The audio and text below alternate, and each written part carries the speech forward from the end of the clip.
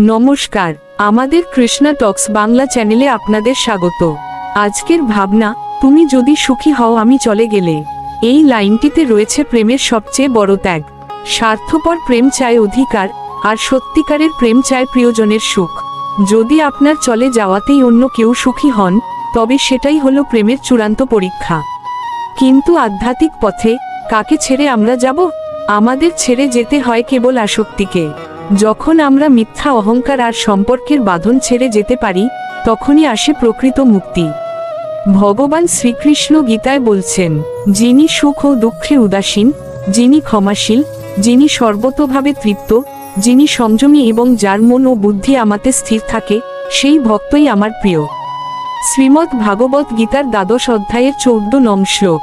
আসুন, ব্যক্তিগত আসক্তিকে ত্যাগ করে সেই সুখ খুঁজি, যা আমাদের চলে যাওয়াতেও স্থির থাকে। ভিডিওটি ভালো লাগলে একটি লাইক, কমেন্টস এবং সাবস্ক্রাইব করে দিবেন।